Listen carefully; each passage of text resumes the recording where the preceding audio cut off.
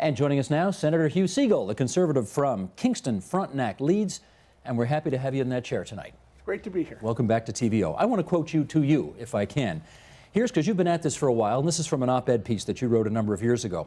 For more than 30 years, you wrote, I have been a relatively lonely conservative proponent for a guaranteed annual income or a basic income floor. I do not believe that in a country such as Canada, fellow citizens must live so far below what we consider a poverty line that they're unable to provide the basic necessities of shelter, food, and clothing for themselves and their children. And based on the current allowances provided by the welfare system, I also refuse to accept that people purposely choose to avoid employment in order to subsist on such a paltry income. Okay, let's unpack some of the themes you've got there, Senator Segal. For starters, give me your best definition of what a guaranteed annual income is. Well, we already have one in Ontario for seniors. It's called the Guaranteed Annual Income Supplement. It's automatic. You file your taxes every year. If you don't earn up to a certain level, which is deemed to be appropriate to meet your obligations, then the system tops you up automatically. That's essentially what I'm looking for on a broader basis for the people in the working age group who are suffering from a level of poverty which is very, very high. The OECD says to us, for example, that we're one of the top 5 in the world for how we've dealt with seniors' poverty and reduced it, simply because we brought in this automatic program. But on working age poverty, we're amongst the worst performing people in the world, and I think we can do better. Why have you been persuaded that this is the best remedy for poverty?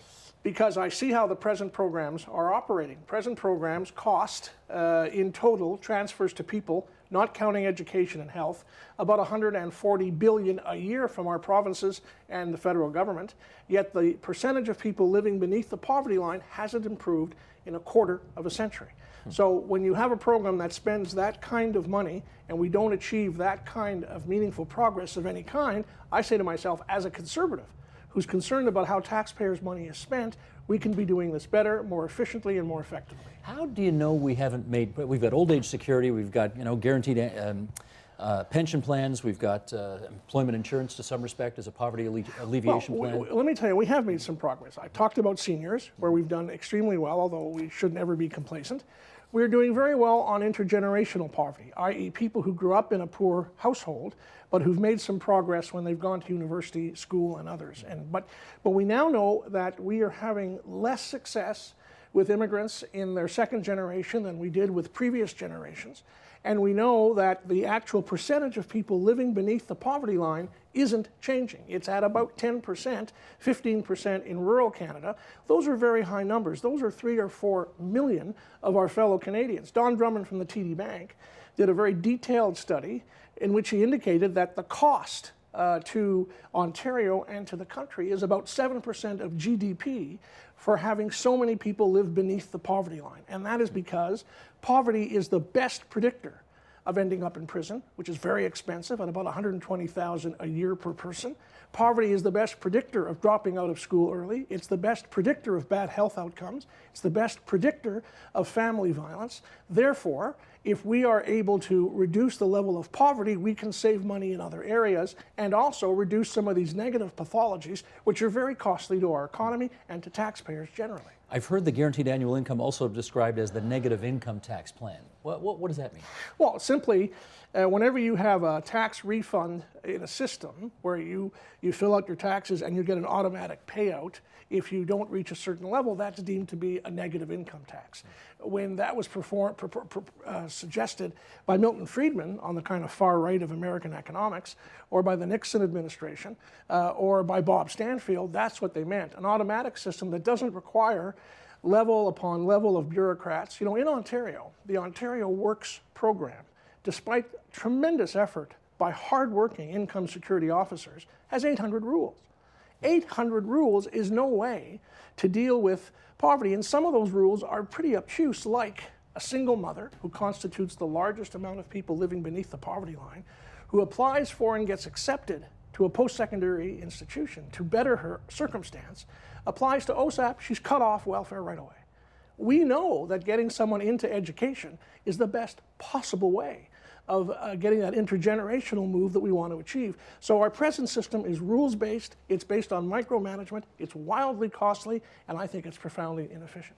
You are a senator, but you're not even the first senator who has pitched this idea. I think it goes back to David Kroll probably 4 decades ago. He didn't succeed. Why is this an idea that seems to have some currency but never actually crosses the finish line? Well, I think the people who are opposed are a large army who care about many sectoral programs which are worthwhile and important and are afraid that this would eat up all the space for that. I'm only interested in income security. I'm not interested in programs that deal with people who have disabilities or people who need special care. Those programs have to be part of the way we manage our society.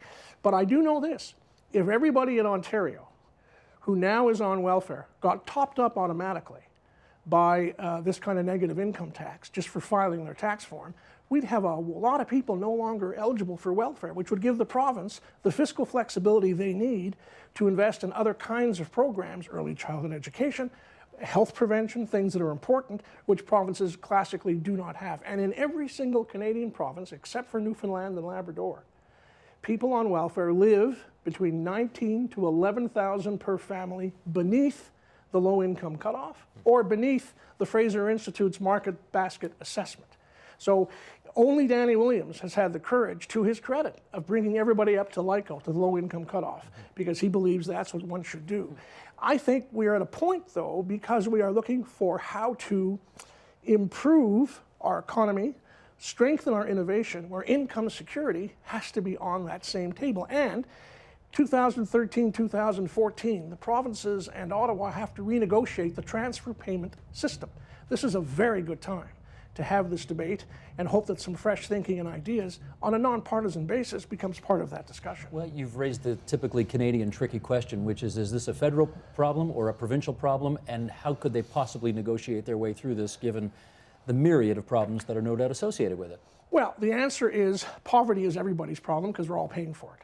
And if we can find a way at the federal level to bring in a program which reduces welfare burdens in the provinces but treats people fairly and with respect, that will liberate the fiscal discussions on a federal provincial basis in a way that is economically very productive. So I think what you need is some leadership here. It may come from a province or two first. It may come from Ottawa. As you know, Senator Eggleton co-chaired the committee on cities dealing with homelessness and others, and we are working together on this, so it's already nonpartisan. I'm optimistic that leadership in the provinces and Ottawa will look for ways to move ahead on this and not get stuck in the same path dependency that we've been in on income security for 25 years, back and forth in the same rut, digging ourselves deeper and deeper, further away from the sun, but not trying to bring the energy to bear to start a new furrow in a straight direction that will actually have some real impact. Let me quote you to you for a second time. You remember the book Beyond Greed? I do. A page turner if I ever read one. You wrote that in 1997, in which you critiqued some neoconservative elements in this country, particularly the Reform Party, as it then was called. They've changed. Have they now? They have. Well, you sit with some of them in caucus, so Indeed. I'll ask you about that in a second. Good people all. All? All. Here's what you said back then. A community view of economic hardship implies a genuine effort to broaden corporate and social responsibility so as to diminish the number of people left out of the economic mainstream. A traditional conservative view amplifies this to find ways to broaden the economic mainstream so that more workers are shareholders, so that basic income security programs protect the innocent from unmanageable income collapse. A traditional conservative approach looks for the marrying of nation and enterprise or social responsibility with economic expansion and genuine profitability. The classic neoconservative winner-take-all bias sees social responsibility and community as undue burdens on investment and productivity rather than as essential ingredients in the recipe that encourages both.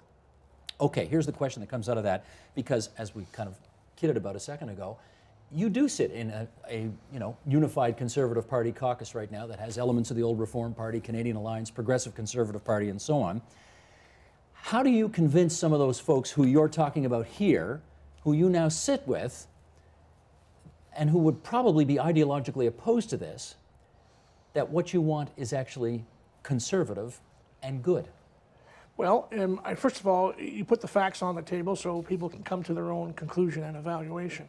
And clearly one of the responsibilities here is to show how the cost to the taxpayer of the kind of approach I'm suggesting would be in fact less onerous than the cost we are now paying to no effect, number one.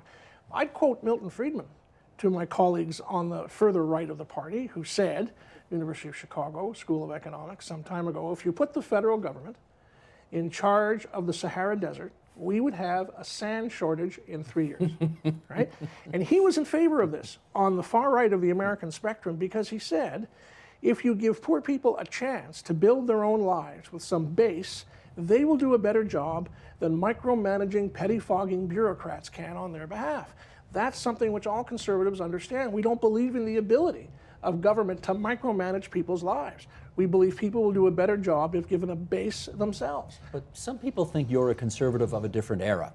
You're a, Red Tory, Bill Davis, 1970s conservative, not a Stephen Harper 2010 big C conservative. Well, let me say this in defense. So the question is, are you in the wrong party? Yeah, I'm not in the wrong party. And let me make this case about Stephen Harper and his government. Jim Flaherty brought in the Whitby program, a working tax benefit. The last budget had $20 million in it for Pathways to Education, an organization that's making huge progress on reducing the level of dropouts in school. There's been extensions to the employment insurance program by Minister Finley. So I actually think this government has more heart. It may be a little uncomfortable about how to portray it, but I think on the ground, in terms of action, they've shown a lot of heart, and I'm not in any way uncomfortable. And let me say, I've been on this case for a while, as you know. I've had no words of discouragement in any way from the Prime Minister's office. They have, priorities they have to address, and I may not make the list in this particular context because of other issues, and I respect that. But I also want to tell you that none of them has said a discouraging word as I try to go forward to make my case. But that's interesting. If poverty alleviation is something that all people get into politics to do something about, and let's, for argument's sake, say that's the case, why isn't this idea of yours a higher priority and closer to the finish line than it is? Well, you did have this tiny collapse of the Lehman Bank in 2008. That's a good excuse for the last year and a half, but Right. What about before that? Well, I actually think the Whitby program, which was beginning to deal with the working poor, was brought in by Jim Flaherty long before the Lehman Bank collapse. So I think they were beginning to head in that direction with the Lehman Bank collapse and those issues. Money had to go in a kind of a broader stimulative process than this might otherwise suggest. But remember this, the Canada West Foundation, which is relatively close to this government, asked a series of economists, where would you spend the stimulus money? And they asked those economists largely in the West. And they were uniform in saying, give it to low-income people, because that will produce greater liquidity in the population as a whole than putting all your money into redevelopment projects. And my view is that there is a lot of wisdom in that, and I think this government is weighing that. Okay, but you know the political winds and which way they blow and the political realities as well as anybody I've ever met, quite frankly. This is an idea that has been pushed for decades and decades and decades. And yet today it still doesn't seem as if there is a how would you say it? Like a broad-based constituency out there championing it. Why isn't it closer? There was close to 15 years of gap between the British importation of universal health care and our decision in Saskatchewan and through Mr. Diefenbaker and Mr. Justice Hall and Mike Pearson to bring it in Canada. Change like this takes time. I'm not naive about that. That being said, we do have some examples of progress in other countries that have put this into place.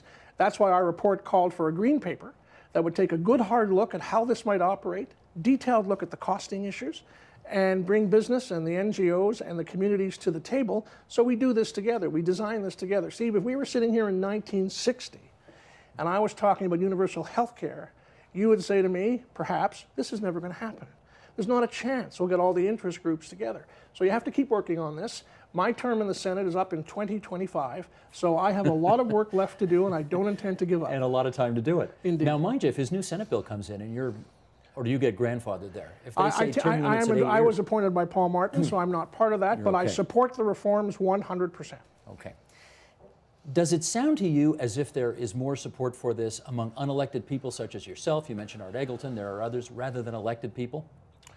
I think elected people always have to worry about how they deal with other pressing contemporary priorities. So therefore there are people on the left who will be concerned that this will be like Stephen Lewis's $10 an hour basic income, minimum wage rather, which became problematic in that election in the 70s. Yeah. I understand that. Yeah. So people have that, and to be fair, when you're coming out of the kind of recession the world has faced, it's inappropriate to expect everybody who's worrying about that and its fragility to turn on to something which would seem actually quite radical in a very shallow way. When you look at it fundamentally, it's not radical at all. Okay. Just before we cross the studio to go talk with the others, you and Art Eggleton put the report out. You're now crossing the country trying to drum up support. Where does it stand now? Well, the report will be moved, I think, sometime this week by Mr. Eggleton in the Senate, and there'll be debate and discussion, and if the Senate passes it, then the government has 140 days to respond. And I know that in good faith, the government has already been working on a response to the proposals in this. Remember, there are 73 other recommendations that deal with the disabled, that deal with the child tax benefit, that deal with a whole bunch of other important instruments under our present system to deal with poverty. So there's more to that report than just this. And the only recommendation on this in that report is that we actually go to a green paper to look at the details, the costs, the permutations, and the design issues. So that in and of itself is not a terribly controversial proposition. That's fairly modest. You should be able to get that, right? One can always be hopeful. I'm hoping that you'll cross over there and continue the discussion with the others. What do you say? Thank you. Let's do it.